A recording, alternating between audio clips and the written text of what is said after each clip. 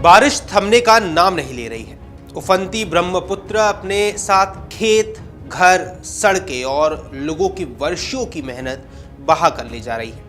हजारों परिवार राहत शिविरों में शरण लेने को मजबूर है, जबकि कई गांव अब भी चारों ओर पानी से घिरे हुए हैं। कहीं नाव ही एकमात्र सहारा है, तो कहीं हेलीकॉप्टरों के जरिए राहत सामग्री पहुंचाई जा रही है।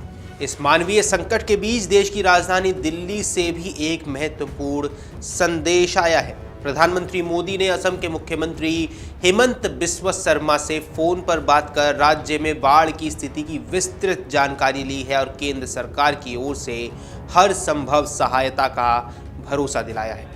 नमस्कार, आप देख रहे हैं अमर उजाला। मैं हूं आपके साथ साहिल सुयाल। क्योंकि असम में लगातार बारिश हो रही है, बाढ़ के कारण कई परिवार प्रभावित हुए हैं, कई लोग लापता है और वो विजुअल्स, वो तस्वीरें लगातार सोशल मीडिया पर सामने आती जा रही है, जहां से इस बाढ़ की भयावहता का अंदाज़ा लगाया जा सकता है।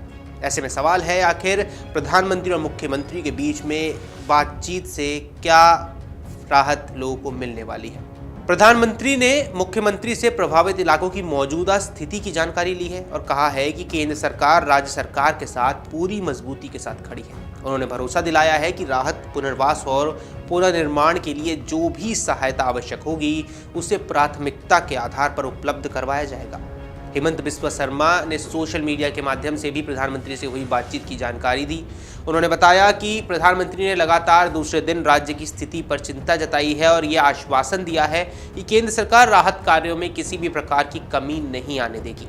मुख्यमंत्री ने प्रधानमंत्री के सहयोग के लिए उनका आभार भी व्यक्त करते हुए कहा कि इस कठिन समय में केंद्र का समर्थन राज्य के लिए बेहद महत्वपूर्ण है। हालांकि कुछ इलाकों में बारिश की तीव्रता कम होने और जल स्तर में मामूली गिरावट के कारण राहत की उम्मीद जरूर जागी है, लेकिन संकट अभी भी पूरी तरह टला नहीं है। राज्य के कई जिलों में अब भी बाढ़ की चपेट में है। नदियां खतरे के निशान से ऊपर बह रही हैं और बड़ी संख्या में लोग अपने घरों से विस्थापित होकर राहत शिविरों में रह रहे हैं। प्रशासन लगातार इलाकों तक भोजन, पीने का पानी, दवाइयां और अन्य आवश्यक सामग्री पहुंचाने में जुटा हुआ है। अब सरकारी आंकड़ों पर नजर डाल लेते हैं एक बार, क्योंकि सरकारी आंकड़े कहते हैं कि इस आपदा ने अब तक दर्जनों लोगों की जान ले ली है। हजारों परिवारों के घर क्षतिग्रस्त हो चुके हैं और लाखों लोग सीधे तौर पर बाढ़ से प्रभावित हुए हैं। कई क्षेत्रों में सड़क संपर्क टूट चुका है, जिससे राहत पहुंचाना चुनौतीपूर्ण बना हुआ है। इसके बावजूद राष्ट्रीय आपदा मोचन बल यानी कि एनडीआरएफ, राज्य आपदा मोचन बल यानी कि एसडीआरएफ, सेना, स्थानीय प्रशासन और स्वयंसेवी संगठन लगातार बचाव अभियान चला रहे हैं। असम में हर साल मानसून के दौरान बाढ़ आती है, लेकिन इस बार की स्थिति को कई विशेषज्ञ असामान्य मान रहे हैं। लगातार भारी बारिश, ब्रह्मपुत्र और उसकी सहायक नदियों का जलस्तर बढ़ना तथा निचले इलाकों में जलभराव ने व्यापक तबाही मचाई है। कृषि भूमि जलमग्न हो चुकी है, पशुधन का भी बड़ा नुकसान हुआ है और ग्रामीण अर्थव्यवस्था पर गंभीर असर पड़ा है। सबसे ज्यादा परेशानी उन परिवारों को हो रही है जिनकी आजीविका खेती और पशुपालन पर निर्भर है। बाढ़ का असर केवल गांव तक ही सीमित नहीं है, कई कस्बों और शहरी इलाकों में भी सड़कें पानी में डूब चुकी हैं। स्कूलों को अस्थायी राहत शिविरों में बदल दिया गया है, जबकि कई सरकारी कार्यालय और स्वास्थ्य केंद्रों के कामकाज पर भी असर पड़ा है।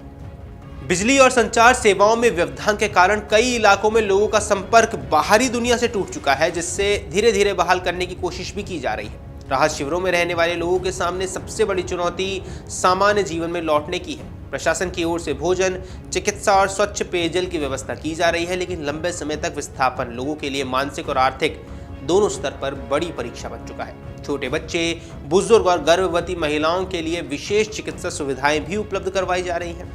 अब राज्य सरकार ने बाढ़ प्रभावित जिलों में अधिकारियों को लगातार निगरानी रखने के निर्देश दिए हैं। जल संसाधन विभाग, स्वास्थ्य विभाग और जिला प्रशासन के बीच समन्वय बढ़ाया गया है ताकि जल जनित बीमारियों को रोका जा सके। साथ ही प्रभावित परिवारों के लिए पुनर्वास योजना पर भी काम शुरू किया गया है। इसी बीच केंद्र सरकार की विभिन्न एजेंसियां भी राज्य सरकार के साथ मिलकर हालात पर नजर बनाए हुए हैं। आवश्यक होने पर अतिरिक्त राहत सामग्री, वित्तीय सहायता और विशेषज्ञ टीमों के भेजने की तैयारी भी की जा रही है।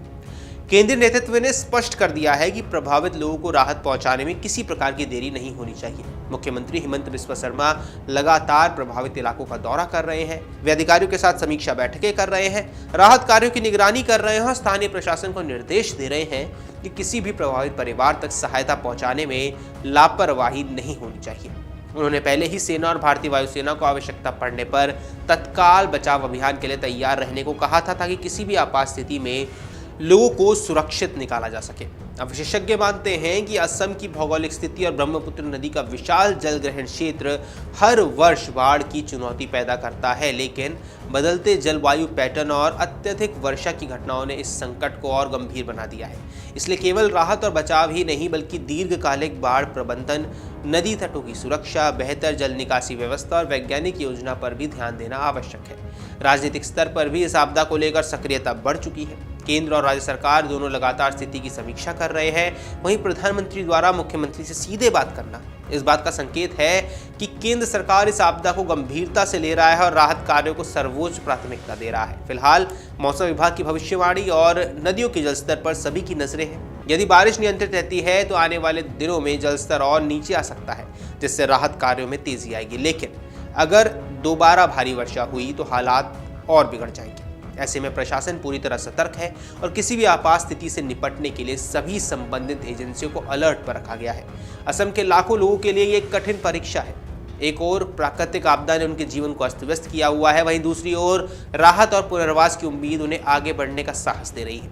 केंद्र और राज्य सरकारों के समन्वय, राहत एजेंसियों की मेहनत और स्थानीय लोगों के सहयोग से अब सबसे बड़ी चुनौती यही है कि प्रभावित परिवारों को जल्द से जल्द सुरक्षित जीवन और सामान्य परिस्थितियों में वापस किया जाए। ऐसे में आपको क्या कुछ लगता है, कमेंट सेक्शन पर जरूर बताएं। फिलहाल इस वीडियो में इतना ही। नमस्कार।